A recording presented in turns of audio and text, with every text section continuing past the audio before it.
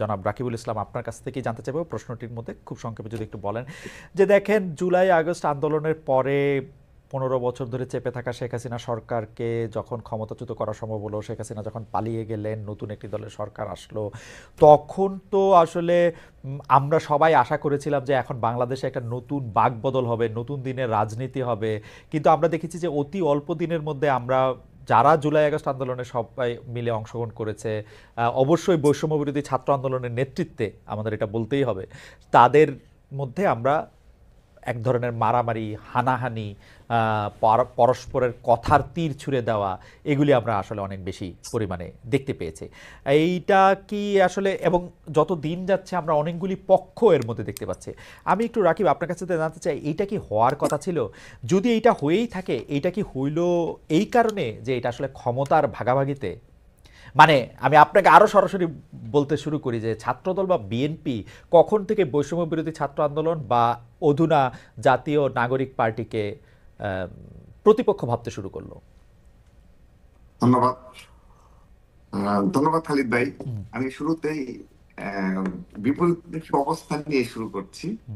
আপনার প্রশ্নের সাথে আমি একমত নই এই কারণে যে আমাদের অবস্থান এখন পর্যন্ত এবং আগামীতেও আমি আমার এই পদে থেকে এবং আমি আমার ছাত্র দলের যে স্ট্র্যাটেজিক কৌশল রয়েছে এবং আমি আমার বিএনপি সহযোগী সংগঠন হিসাবে আমি যতটুকু অবগত রয়েছি যে আমরা নতুন যে সংগঠন হয়েছে তাদেরকে আমরা ছাত্র সংগঠন এবং রাজনৈতিক দল হিসেবে আত্মপ্রকাশ করেছে, তাদেরকে আমরা আনুষ্ঠানিকভাবে আমরা সাদরে গ্রহণ করেছি এবং আমরা বিশ্বাস করি এই জুলাই আগস্টের স্পিরিটকে ধারণ করে এবং আগামীর একটি নতুন বাংলাদেশ বিনির্মাণে আমাদের মধ্যে সহনশীলভাবে গণতান্ত্রিক চর্চা অব্যাহত রাখতে হবে।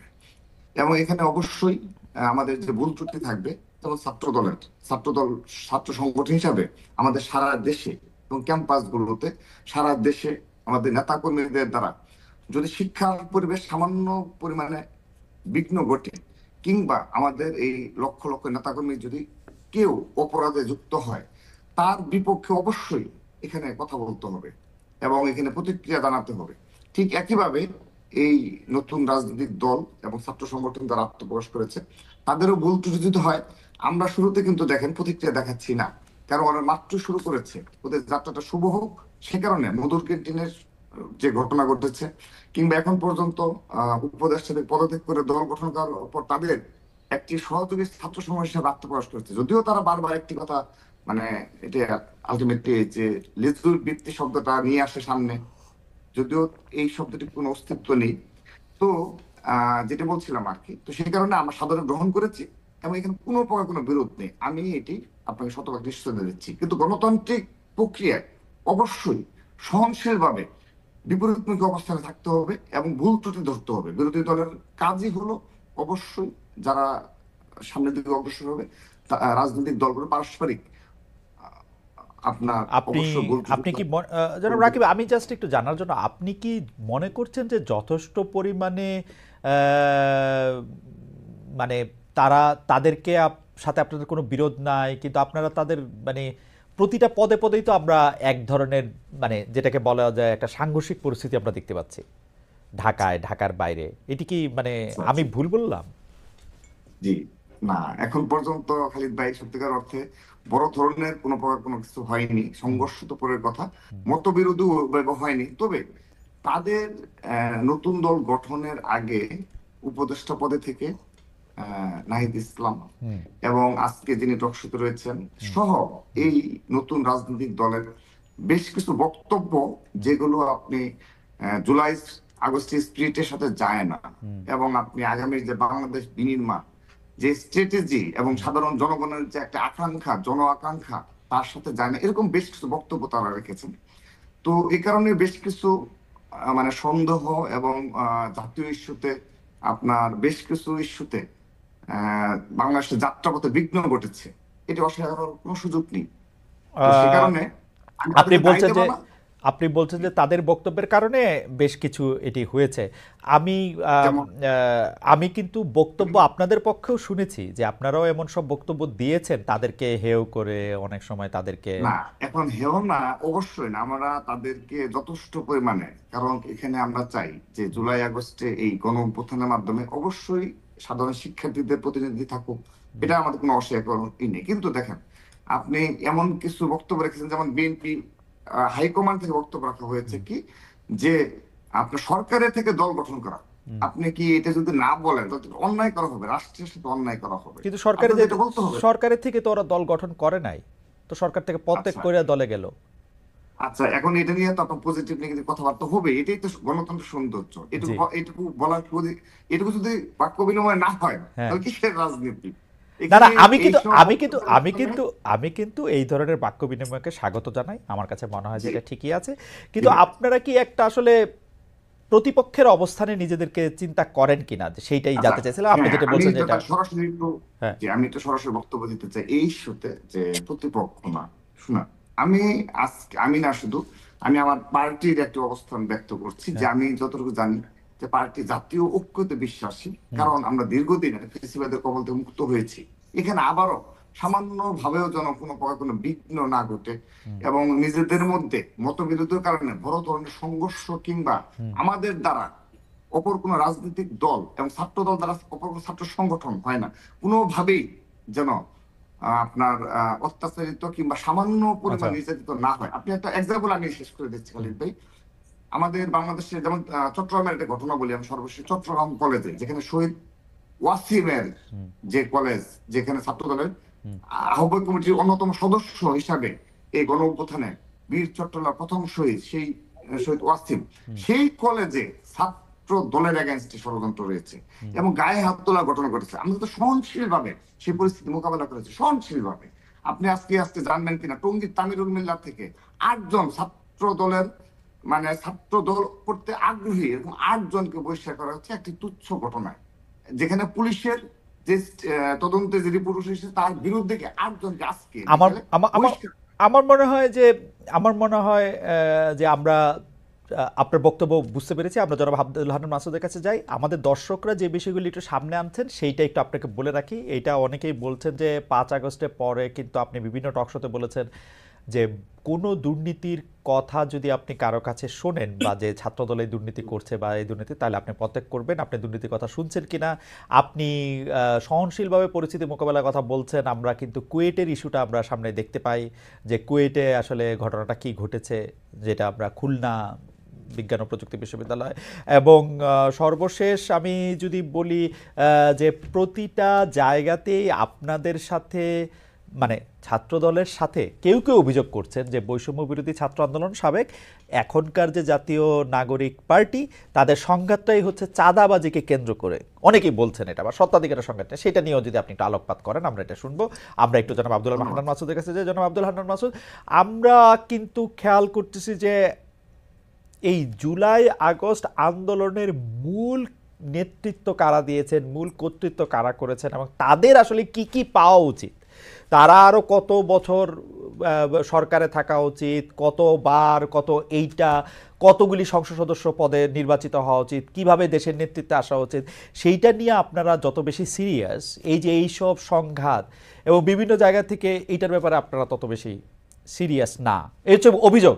আমি আবারও বলি জনাব আব্দুল হান্নান মাসুদ, আমরা প্রশ্ন করি, কিন্তু সেই প্রশ্নটা আমার মত এরকম ধরার কারণ নাই, কিন্তু আমরা দেখছি যে আপনারা যতটা ক্ষমতা আঁকড়ে থাকা বা ক্ষমতার শীর্ষ পর্যায়ে অবস্থান করার ব্যাপারে সিরিয়াস, আপনারা অনেকগুলি ক্ষেত্রেই নিজেদের নানা রকম ব্যর্থতার পরিচয় দিচ্ছেন। আমি সেইটা লিস্ট লম্বা নাই করি, আপনার কাছে এটা শুনতে চাই যে কোন সময় থেকে আসলে যারা আপনারা একসাথে আন্দোলনে ছিলেন তারা আপনাদের প্রতিপক্ষে পরিণত হইল।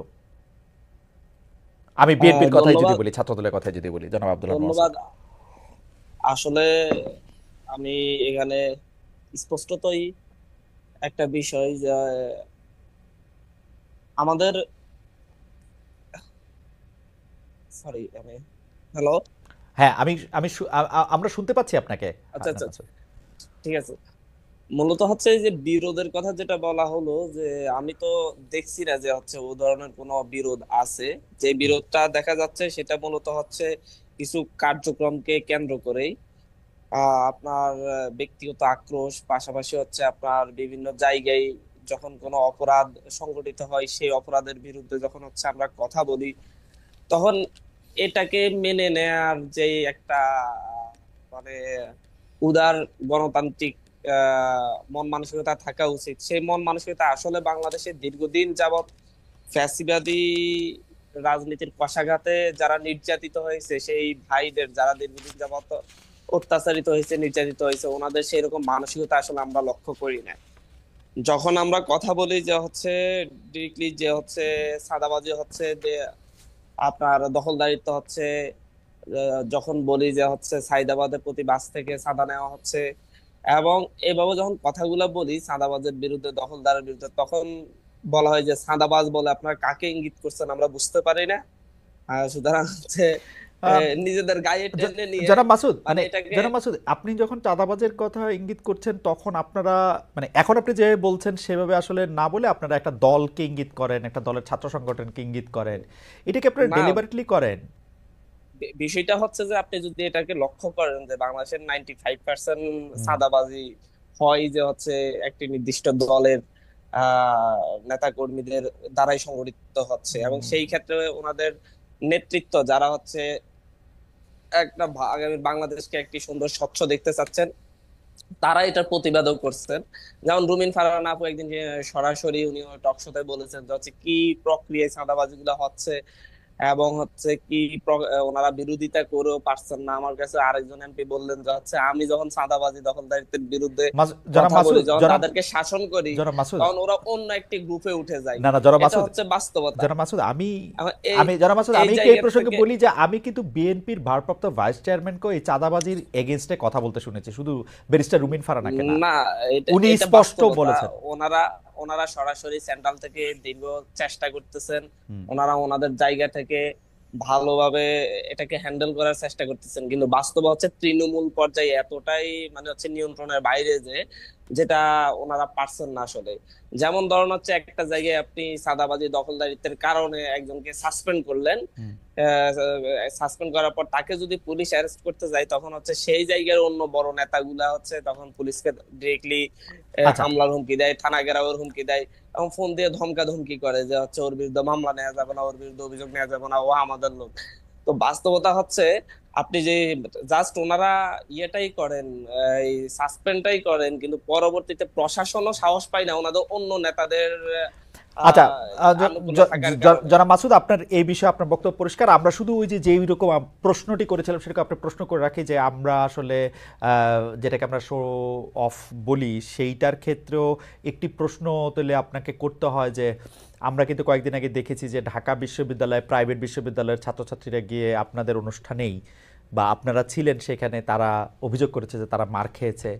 গতকাল বা তার আগের দিন আমরা দেখেছি যে জনাব সার্জিস আলম, আপনাদের শীর্ষ নেতাদের একজন, তিনি গিয়েছেন বসুন্ধরা এলাকায়, এবং আহ, বসুন্ধরা এলাকায় গিয়ে আমরা দেখেছি যে অতি অকারণেই সেখানে মারধরের মধ্যে যেতে, পরে আবার স্ট্যাটাস দিয়ে আমরা দেখেছি যে ছাত্রদলের নেতা বা কথিত নেতার বিরুদ্ধে মামলা করতে, মানে কথিত বলতে আমি বোঝাচ্ছি যে অত শীর্ষ নেতাও না, ছাত্রদল করে সেজন্য মামলা করতে। এইসব ব্যাপারগুলি কি আপনারা দেখেন? মানে এইটা কি মানে একটা পক্ষ প্রতিপক্ষ সৃষ্টি করা, নাকি মানে আপনারা এটা এমনি করতেছেন আপনাদের ক্ষমতাটা বেশি বোঝানোর জন্য? না, দেখেন হচ্ছে এটা তো স্পষ্টতই কিরকম হচ্ছে আপনার হুম, ঢাকা বিশ্ববিদ্যালয়ে প্রাইভেট বিশ্ববিদ্যালয়ের সাথে যখন হচ্ছে ঢাকা বিশ্ববিদ্যালয়ের শিক্ষার্থীদের সাথে একটা যখন দ্বন্দ্ব সৃষ্টি হয়, তারা সেখানে প্রাইভেট ইউনিভার্সিটির স্টেক্স হওয়ার জন্য স্লোগান দিচ্ছিল, কিন্তু যখন সাংবাদিকরা জিজ্ঞাসা করতেছে আপনারা কাকে চান, তখন তারা বললো যে হচ্ছে আমরা রিফাত রশিদকে সেন্ট্রাল সাইন নেতার মধ্যে চাই, কিন্তু সেই রিফাত রশিদই কিন্তু ঢাকা বিশ্ববিদ্যালয়ের। তো এটা নিয়ে অনেক ষড়যন্ত্র হুম, বিষয়ের সৃষ্টি হয়েছে। এই জায়গাগুলো হচ্ছে আসলে প্রাইভেট বিশ্ববিদ্যালয়ের মেইন 8টা পোস্টের মধ্যে ছাত্র সংগঠন যেটা ওরা করেছিল, সেই ছাত্র সংগঠনের মেইন 8টা পোস্টের মধ্যে 3টা পোস্টই হচ্ছে প্রাইভেট বিশ্ববিদ্যালয়ের শিক্ষার্থীরা হোল্ড করছে।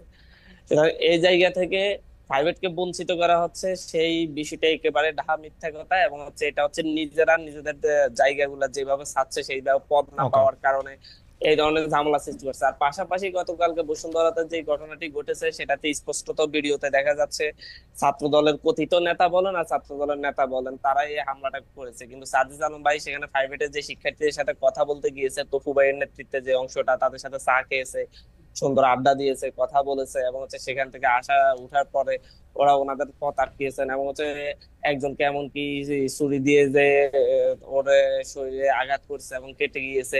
এই স্পষ্টত এগুলা দেখা গিয়েছে। এখন যা যদি যিনি এইভাবে আসলে যদি সব জায়গায়, যিনি আমি আসলে আরো যিনি আসলে আমি আরো আহত কয়েকটি হয়েছেন কথা তিনি বলছি। তো মানে মানে তিনি তো কার দ্বারা আহত হয়েছেন? আপনাদের লোকরাই তো তাকে আহত করেছে, তাই না?